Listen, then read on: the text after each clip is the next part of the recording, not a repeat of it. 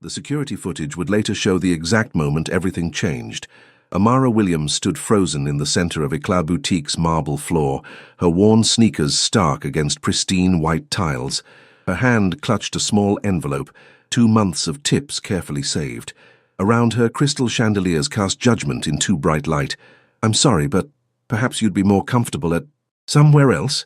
Penelope Whitmore's voice dripped with false sweetness, her manicured hand gesturing toward the door. Laughter rippled through the boutique. Other customers whispered behind designer handbags. Amara's jaw tightened. She'd faced worse, but then she felt it, a shift in the air.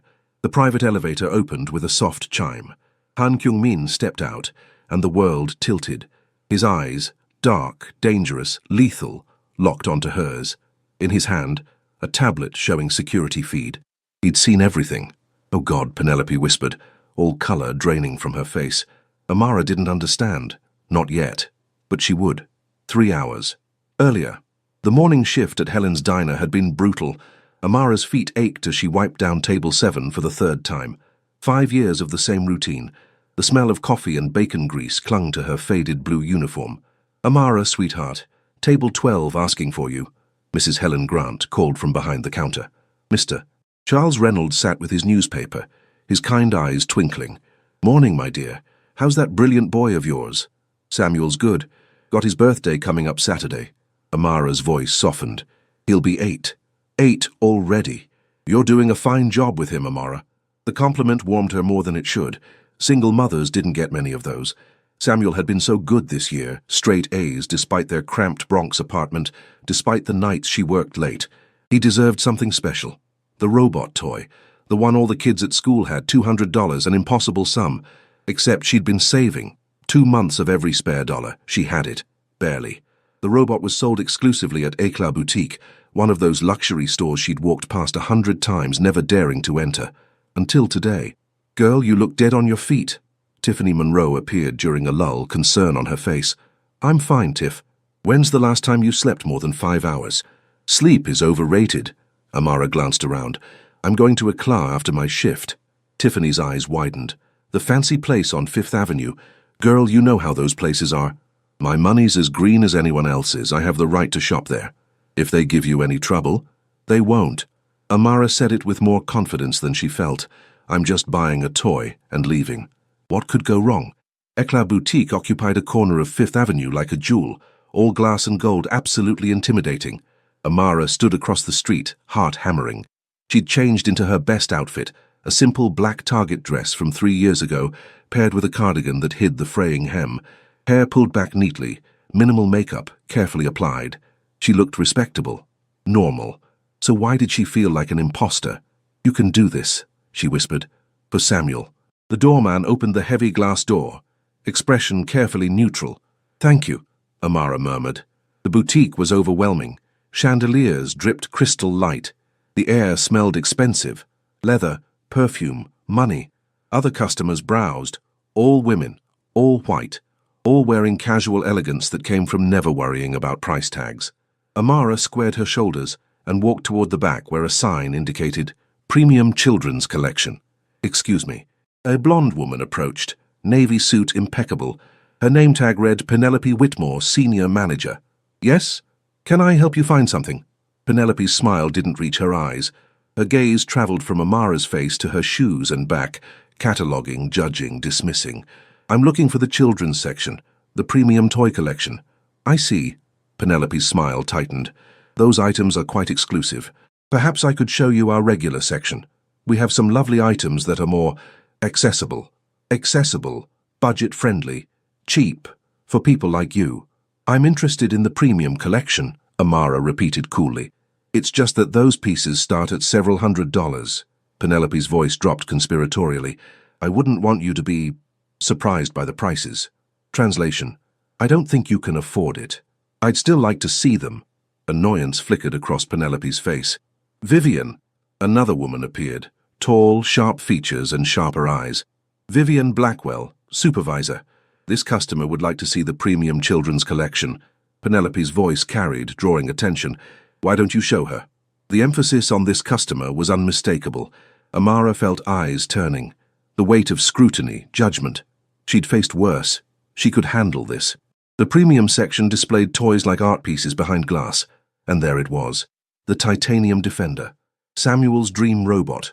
Sleek silver and blue, absolutely worth every penny she'd saved. That one, Amara said. I'd like to purchase it. Vivian's eyebrows rose. This piece, it's $350. I'm aware. Plus tax, that brings it to $381.38. Amara had 380 filers in her purse. Enough, just barely. That's fine, I'll take it. Vivian and Penelope exchanged a look. Disbelief. Mockery. Ma'am? Penelope stepped closer, voice false sweet. Are you certain? Perhaps you'd like to think about it. We have more affordable toys. I don't want the general section. I want that robot. It's just that we have a strict no-return policy. We wouldn't want you to experience buyer's remorse. They thought she'd changed her mind, or try to return it when she couldn't afford it. I understand your policy. I'd like to purchase it now, please. The women exchanged another glance. Of course. Vivian, why don't you ring her up? At the counter, Vivian took position with all the enthusiasm of handling something unpleasant. Cash or card? Cash. Of course. Another mark against her. Amara pulled out the envelope and counted bills. Tens and twenties, carefully organized. 300, 350, 370, 380, 381. She was $4 short. Her heart stopped. She counted again, then again. $381. She'd miscalculated or spent more than she thought. Is there a problem? Penelope's voice was syrupy. Amara's mind raced. She had a few dollars at home. She could come back tomorrow. No, the sale ended today. I have more at home. I can come back in an hour. Oh, sweetie. Penelope's expression was pure condescension. We close in 30 minutes, and we can't hold items without a deposit. Store policy. A lie. Amara had seen them hold items for other customers. I'm sorry, but perhaps you'd be more comfortable at somewhere else? Penelope gestured toward the door. Target has a lovely toy section. Very affordable. Someone laughed, then another, then another. The sound of mockery, of rich women entertained by someone else's humiliation. Amara stood there, her carefully saved money spread across the counter, her dignity in shreds. She'd been foolish to think she belonged here. I'm sorry for wasting your time, she managed. She reached for her money and felt it. A shift in the air, a presence that made laughter die mid-breath. The private elevator opened with a soft chime. Han Kyung-min stepped out, tall, dressed in black slacks and a white shirt with the top 4 buttons undone, revealing a muscular chest and a subtle tattoo on his neck. Hair perfectly styled, features sharp, dark eyes lethal. He looked like danger and elegance wrapped in human form, and he was looking directly at her. The boutique held its breath. Mr. Han, Penelope squeaked, color draining. We didn't know you were here. Clearly. His voice was deep, accented, absolutely cold. He crossed the boutique in measured strides. In his hand, a tablet showing security footage. He'd seen everything. He stopped 3 feet from Amara, eyes never leaving hers, then turned the tablet around. The entire scene playing out, Penelope's dismissiveness, Vivian's disdain, the laughter. Mr. Han, I can explain. Penelope started. Be silent. He didn't raise his voice, didn't need to. Penelope's mouth snapped shut. His gaze returned to Amara. She saw anger, yes, but something else, something that made her breath catch. You came here to purchase a gift. Not a question. Amara nodded. For your son. How did he know? You saved for 2 months. Every tip, every spare dollar. His eyes dropped to the money. $381. Her throat was tight. Yes. And you were treated like this. Each word precise, controlled, dangerous. It's fine, It is not fine. He turned to Penelope and Vivian, and both women visibly paled. You work in my store. You represent my business. And this, he gestured to the footage, is how you conduct yourselves. His store. Mr. Han, we were just judging a customer by appearance, mocking her, humiliating her in front of others. His voice dropped dangerously. Did you ask her name? Silence.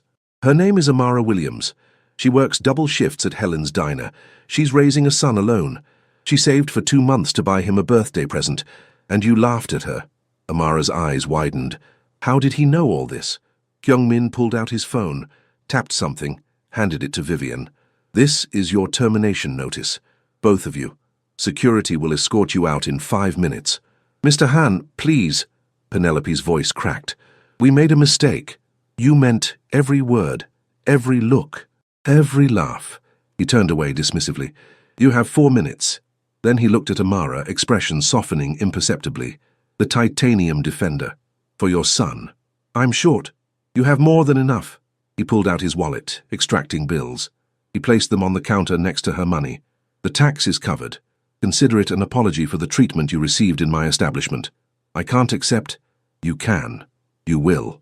His eyes held hers. Your son deserves his birthday present. You deserve to be treated with respect. A new employee appeared behind the register, nervous, terrified of her boss. Ring up Miss Williams's purchase. Gift wrap it. Premium packaging. Yes, Mr. Han. Amara stood frozen as her money was counted, as the robot was wrapped in expensive paper with elaborate ribbons, as her son's dream was handed to her in a glossy bag. Thank you, she whispered. You didn't have to. I did. His eyes held hers. And Ms. Williams. Yes? I'd like to offer you a job. The boutique spun. What? My businesses require someone with your perspective, your strength, your ability to maintain grace under pressure. A slight smile touched his lips. I need a cultural consultant, someone who can ensure my establishments treat every customer with the respect they deserve. The position pays well. Very well. This couldn't be real. I don't understand. You don't have to understand. Not yet. He pulled out a business card. Heavy cardstock, embossed lettering. Think about it. Call me when you decide.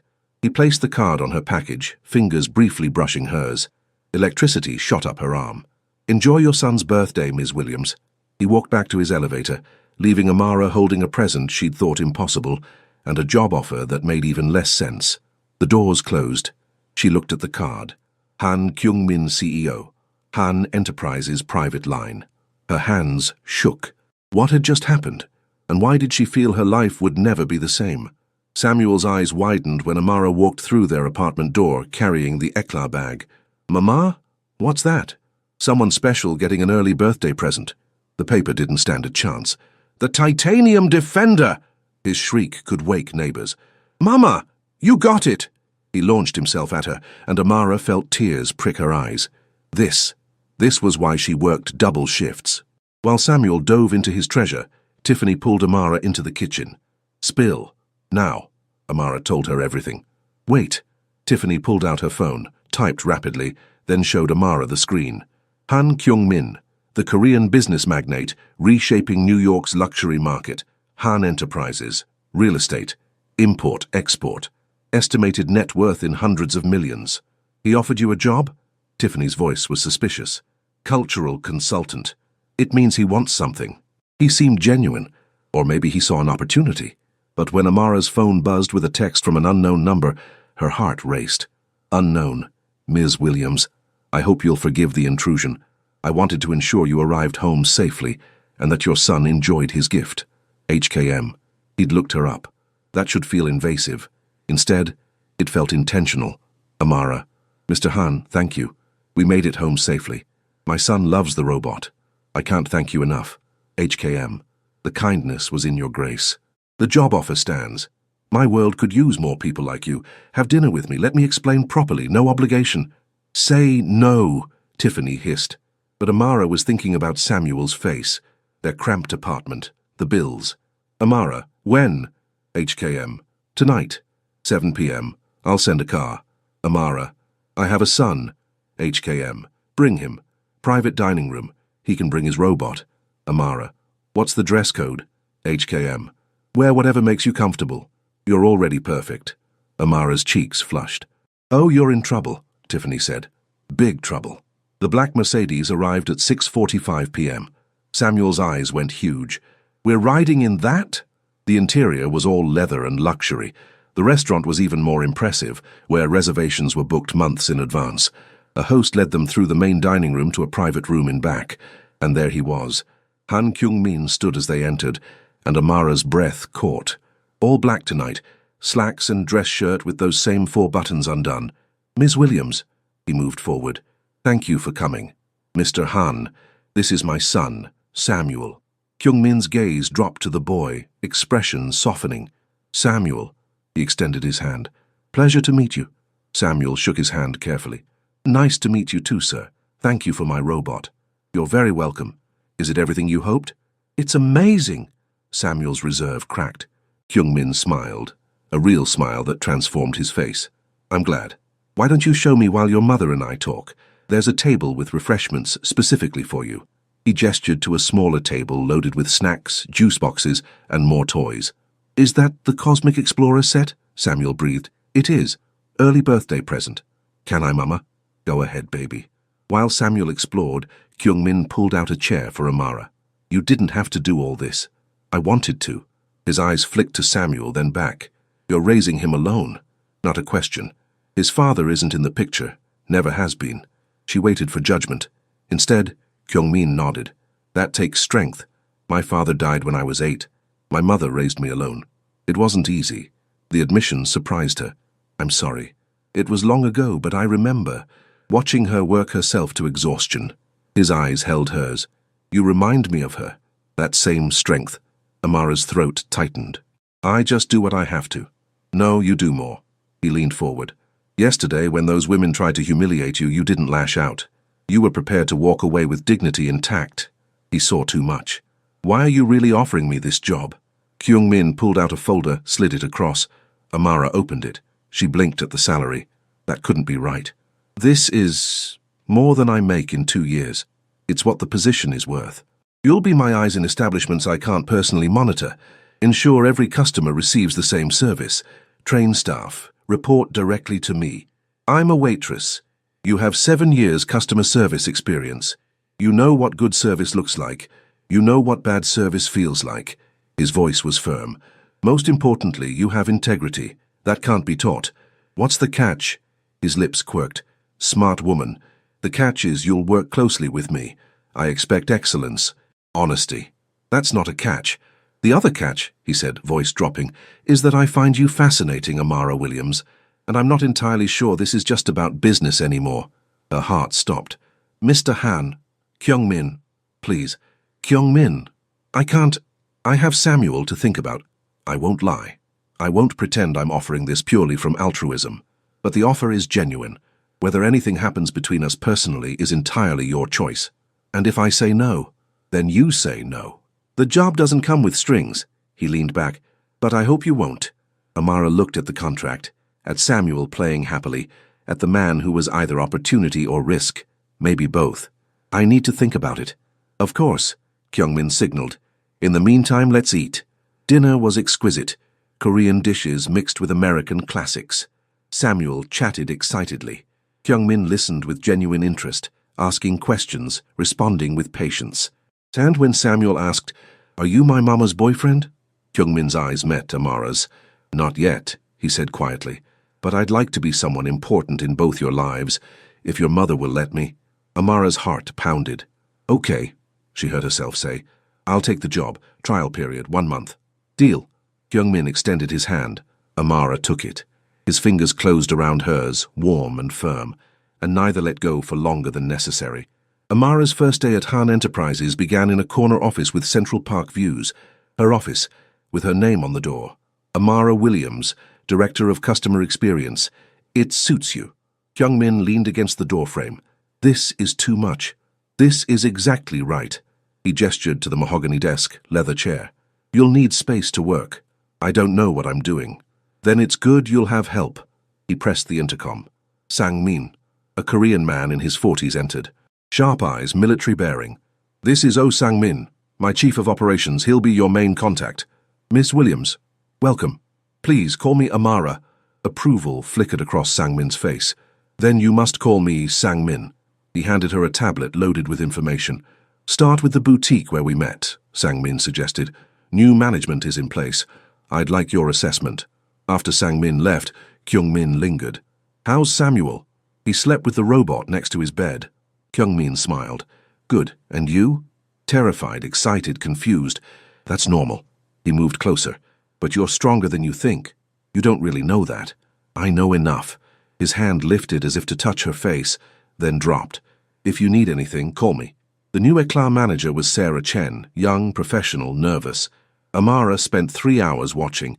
It was better. Sarah was polite. Staff seemed attentive, but something was missing. Warmth. On her way out, a young black woman browsed accessories.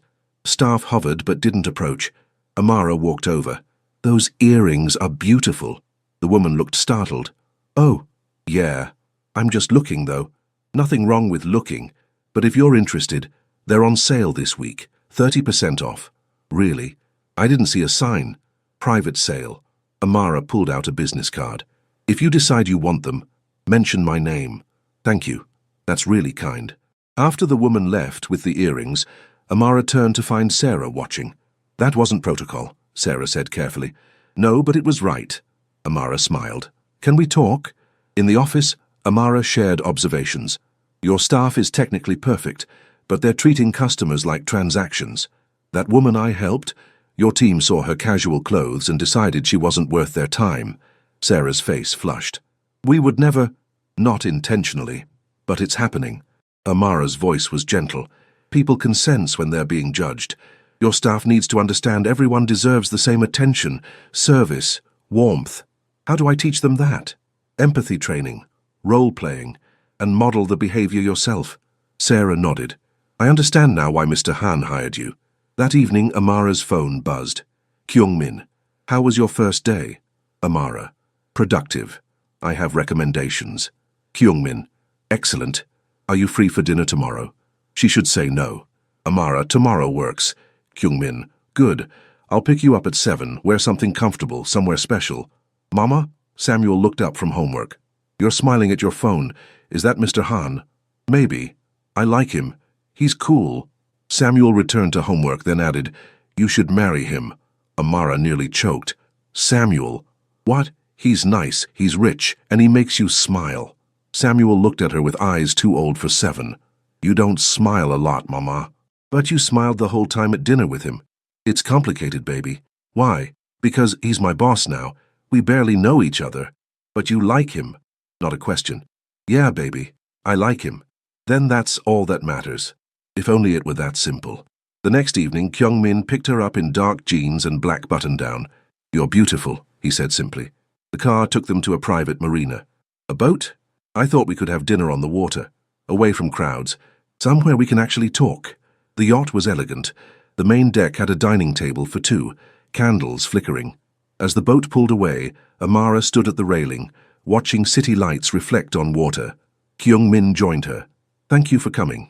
Thank you for inviting me. This is incredible. It's peaceful.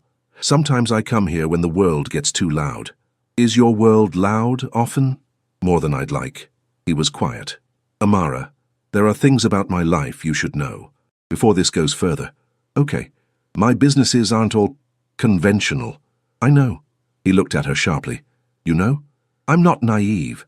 Men don't acquire your kind of power through retail alone, especially not in New York. And that doesn't bother you?" "I didn't say that. But I'm also not going to pretend I don't understand how the world works. For people who look like us." "People who look like us?" "Minorities. Immigrants. People the system wasn't built for." She held his gaze. "How you do what you have to do to survive, to protect what's yours, I get it." Something in his expression shifted. "You're remarkable." "I'm practical." "No, you're remarkable." He reached out, hand cupping her face. "Most people would be afraid, or judgmental, or trying to use it for leverage. I'm a little afraid, but not of you. Of this, of how fast it's happening, of what it means for Samuel. I would never let anything happen to him, or to you." "You can't promise that." "Yes, I can." His thumb traced her cheekbone. "I have resources, power, I can protect what's mine." "I'm not yours." "Not yet." His voice dropped. "But you could be, if you wanted." Her breath caught. "I want to know you," she whispered. "The real you. That could be dangerous. I'm tired of playing it safe." "Amara, kiss me." She'd never been that bold, but something about him made her brave. His lips met hers with gentleness that surprised her. The kiss was slow, exploratory. Then it deepened. His hand slid into her hair. Her hands found his chest. This was dangerous, reckless. This was exactly what she needed. When they broke apart, both breathing hard, Kyung-min rested his forehead against hers. "You have no idea what you do to me." "I think I'm starting to figure it out." He laughed, real, unguarded. "Come, let's eat before I forget I'm supposed to be a gentleman." Dinner was intense conversation. They talked about everything. His childhood in Korea, her struggles, dreams, fears. And between words there were touches. By dessert the tension was electric. "I should take you home," Kyungmin said, voice suggesting otherwise. "You should." Neither moved. "Amara, if we continue—" "I know it's complicated. You're my boss. We barely know each other. I have Samuel. There are 1,000 reasons this is bad. And yet I haven't felt this alive in years. Maybe ever." Kyungmin stood, pulling her up. His arms wrapped around her. "I'm going to court you properly. Take you on dates, meet Samuel's teachers, be present. I want you to know this is real. You're extraordinary, Amara Williams, and I'm going to prove I'm worth the risk." Her phone buzzed. Tiffany, emergency. Samuel had a nightmare. He's asking for you. I have to go. I'll take you now." The ride back was quick, his hand holding hers. At her building, he walked her to the door. "Thank you for tonight. It was perfect. It was a beginning." He kissed her forehead. "Go take care of your son. Text me when he's settled." Upstairs, Samuel was curled on Tiffany's couch, face tear-stained. "Mama." "I'm here, baby. What happened?" "Bad dream. About the man." Amara's blood ran cold. "What man?" "The mean man. The one who watches us sometimes." Tiffany met Amara's eyes, alarmed. "Samuel, what do you mean someone watches us?" "I see him sometimes. Outside school. Outside our building. He has scary eyes." "This wasn't imagination." "Can you describe him, baby?" "He's big. Has a long scar here." Samuel traced his cheek. "And he drives a black car." Amara's phone buzzed. Unknown number. Unknown. "Pretty family you have. Be a shame if something happened to them." A photo of her and Samuel leaving their building that morning. Amara's hands shook. "Oh my God," Tiffany breathed. "Call the police." But Amara was already dialing. Kyungmin answered on the first ring. "Amara, what's wrong?" "Someone's watching us, threatening us. Samuel says he's seen a man. I'm 10 minutes away. Don't leave the apartment. Lock the doors. I'm sending Sang-min now." "Kyungmin, you're mine to protect now, Amara. No one touches what's mine." The line went dead, and Amara realized getting involved with Han Kyungmin meant stepping into a world more dangerous than she'd imagined. But as she held Samuel close, she wouldn't face it alone. Sang-min arrived in 8 minutes. He swept through Amara's apartment with military efficiency. 2 other men accompanied him, both Korean, both carrying controlled danger. "The building's not secure," Sang-min said bluntly. "No doorman, fire escape accessible, multiple entry points. I can't afford anything better." "You can now." Kyungmin's voice came from the doorway. He'd arrived so quickly. His eyes scanned the apartment before settling on her and Samuel. "Are you hurt?" "No, just scared." Kyungmin crossed to them. His hand cupped Samuel's face gently. "Hey, brave guy. You okay?" Samuel nodded, but his lip trembled. "The mean man was in my dream. He hurt Mama." "No one is going to hurt your Mama, I promise." Kyungmin's voice held absolute certainty. "I'm going to make sure you're both safe. Okay?" "Okay. You can call me Kyungmin if you want. We're friends now, right?" "Right." Samuel managed a small smile. Kyungmin looked at Amara. "Pack bags for both of you. Clothes for a week." "Wait, what? We're not—" "You are. Tonight." His tone left no room for argument. "Someone knows where you live, knows Samuel's schedule, sent you a threat. You're not staying here. I can't just uproot us." "Yes, you can, and you will." His expression softened. "I have a secure building with 24-hour guards, penthouse level, separate bedroom for Samuel. You'll both be safe while Sang-min finds out who sent that message. We can't just move in with you." "Why not?" "Because it's too fast, too much—" "Mama," Samuel's small voice interrupted. "I'm scared to stay here." Amara's heart broke.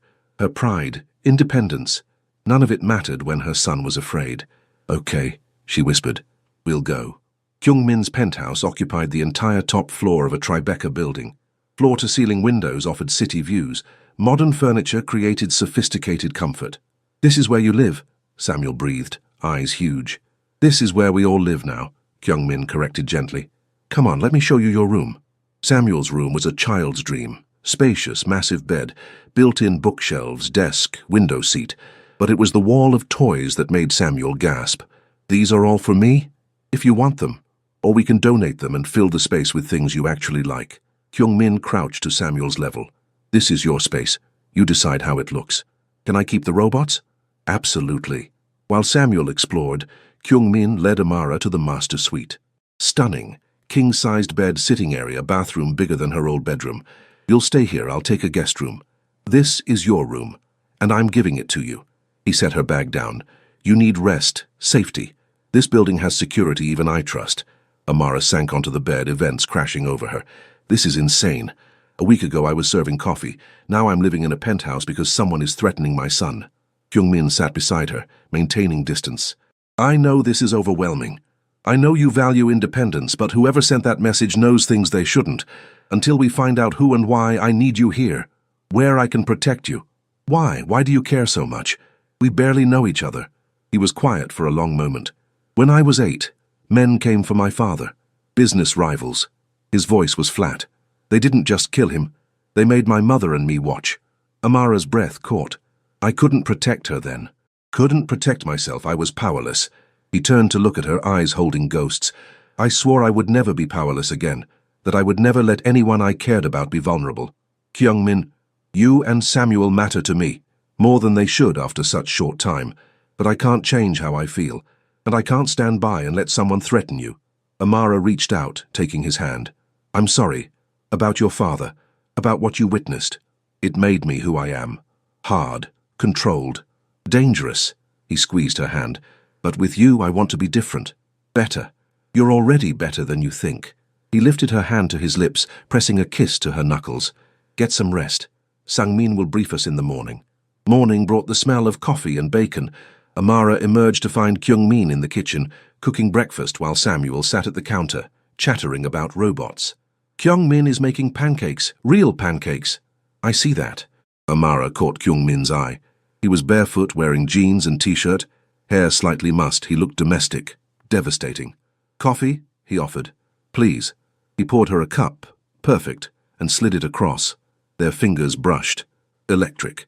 Sang-min arrived as they finished breakfast. He spread photos across the dining table.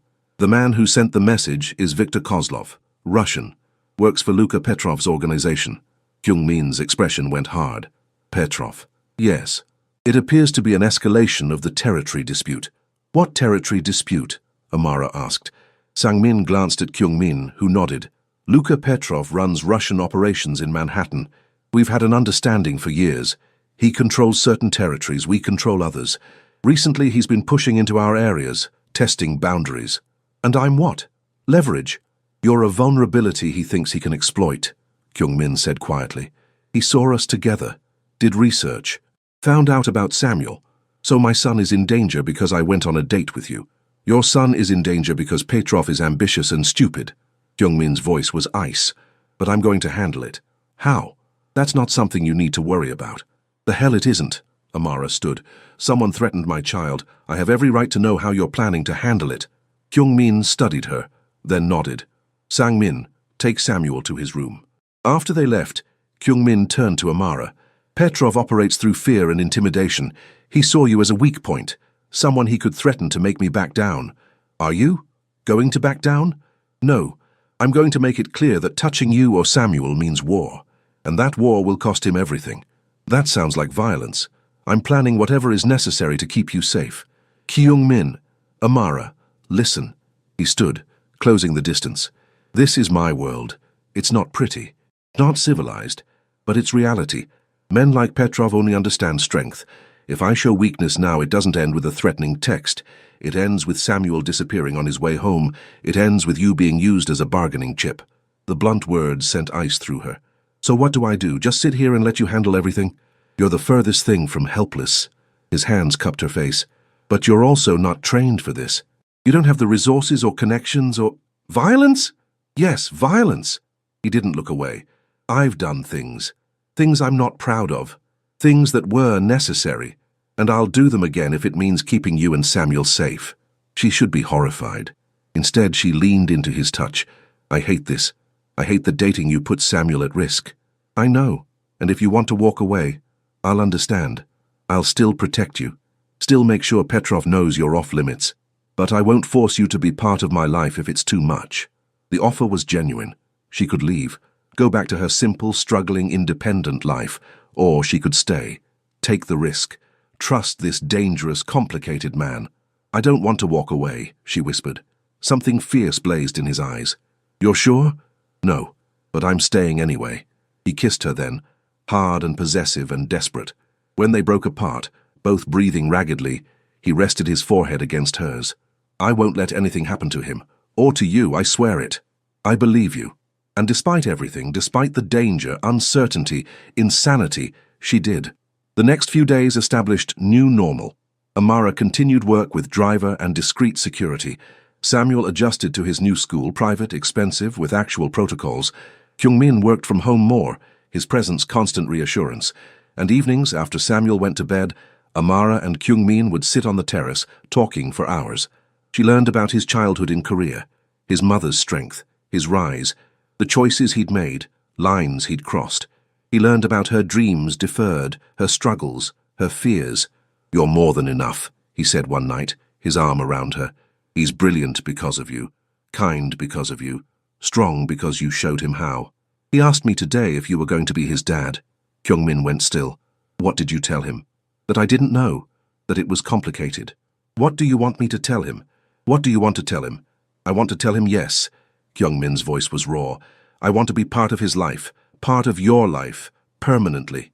We've known each other 2 weeks. I know, it's too fast, too soon.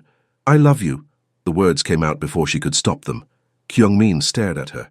"I know it's crazy," Amara continued.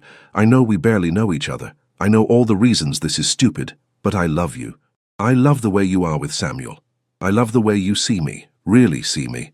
I love the way you make me feel safe and challenged and alive. Amara, and I know you might not feel the same." He kissed her, thoroughly, until she forgot what she was saying. "I love you too," he said against her lips. "So much it terrifies me." "Yeah? Yeah." He pulled back, eyes soft. "I've never felt this way about anyone. Never wanted to protect someone, cherish someone, build a life with someone. Until you. What do we do now?" "Now," he smiled. "Now we tell Samuel he's about to have a dad who spoils him rotten, and a mother who keeps us both in line." Amara laughed, the sound bright and free. For the first time in years, she let herself believe in happiness. The call came at 2 a.m. Kyungmin's phone buzzed. "When? How many?" A pause. "I'm on my way." He was out of bed, dressing quickly. "What's wrong?" "Petrov made his move. Hit one of our warehouses. Sang-min needs me." "Is it safe?" "Stay here. Security stays with you and Samuel. Don't open the door for anyone except Sang-min or me." He kissed her hard, then was gone. Amara lay in the dark, fear clawing at her. Her phone buzzed. "Unknown number. Unknown. Pretty boyfriend you have. Shame if something happened to him." A photo. Kyungmin entering the warehouse. Crosshairs superimposed over his chest. Amara's scream woke Samuel. She called Kyungmin. No answer. Called again. No answer. Then she called Sang-min. "Ms. Williams, someone sent me a photo of Kyungmin with a target on him. You need to get him out now. We're already responding." Gunfire erupted in the background. The line went dead. Amara's world narrowed. "He can't die. I just found him." She was calling the police when the penthouse door burst open. But it wasn't Kyungmin. It was Viktor Kozlov, the man with the scar, and he had a gun. "Make a sound, and the boy dies first." Victor's voice was heavily accented, smile cold. 2 other men flanked him, equally armed. "What do you want?" "Leverage." He gestured with the gun. "You're coming with me. Insurance to make sure your boyfriend knows his place. I'm not going anywhere. Then I kill the boy, then you. Then I send footage to Mr. Han as he bleeds out." Victor shrugged. "Your choice." "No choice at all. Let me check on my son." Amara walked to Samuel's room on shaking legs. Her son was awake, terrified, clutching his robot. "Mama, who are those men?" "Bad men, baby, but I'm going to handle it." She kissed his forehead, whispering, "Under the bed. Hide. Stay quiet no matter what. Kyungmin will come, I promise." "Mama, I'm scared." "I know. Be brave for me." Samuel nodded, sliding under the bed. Amara stood, schooling her features before walking back. "Let's go." They took her to a warehouse in Red Hook. Not where Kyungmin was. Victor was too smart.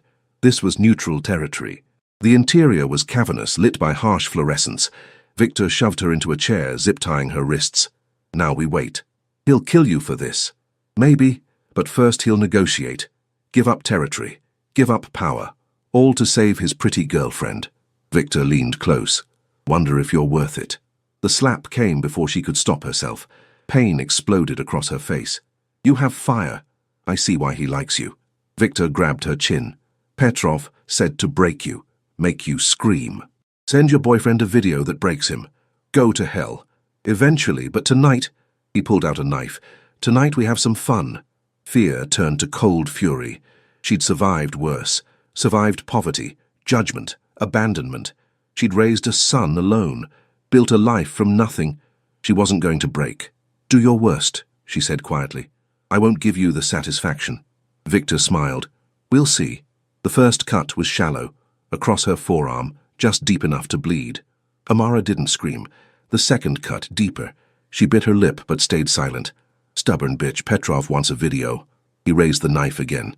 The warehouse doors exploded inward.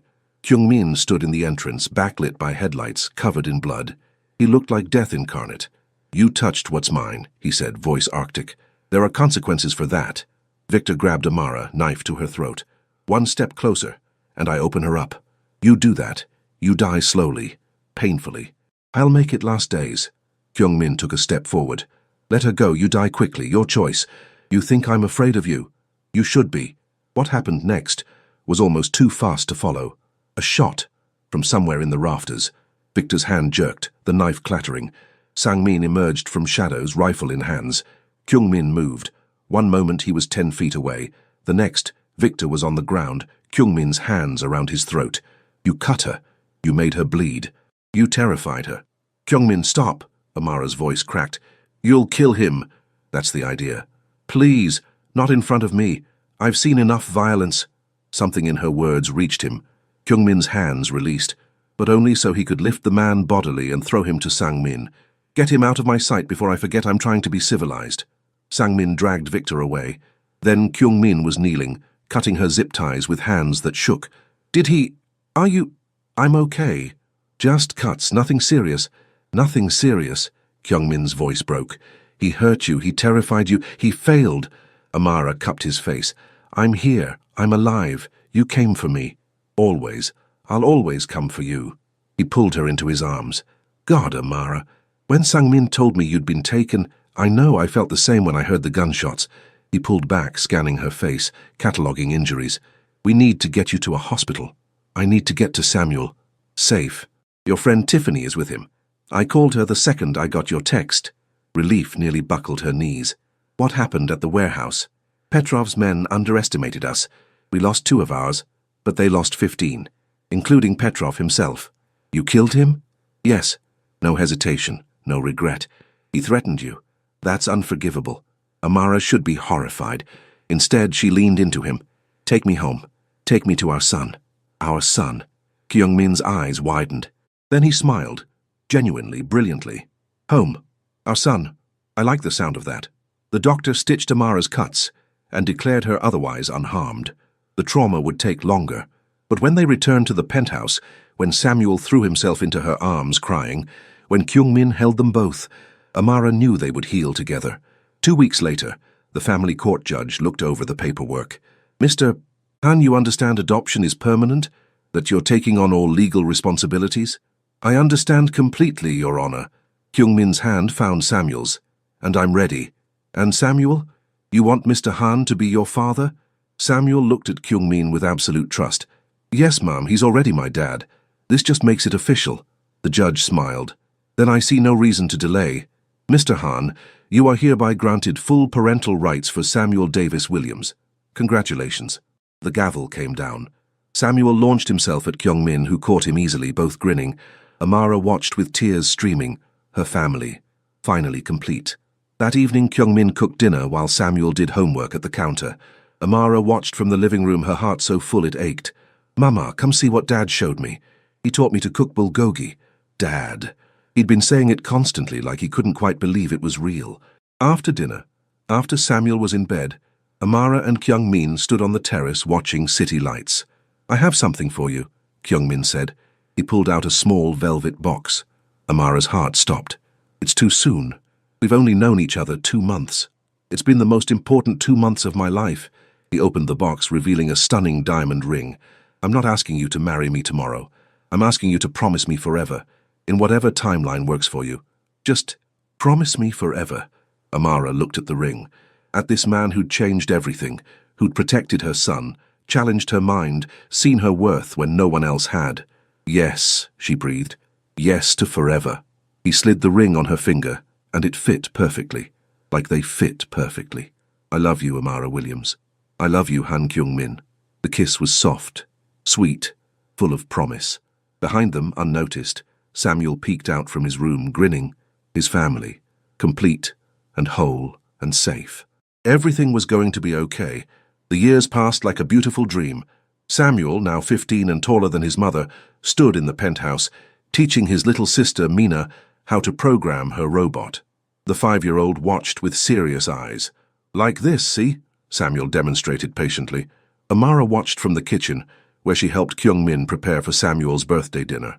He's good with her, Kyung-min observed. He learned from the best. Amara wrapped her arms around his waist. You were patient with him, now he's patient with her. I had good motivation. He turned, kissing her softly. Happy birthday to our son. Can you believe he's 15? Feels like yesterday he was 7, clutching that titanium defender. And now he's programming his own robots, getting straight A's, already thinking about MIT.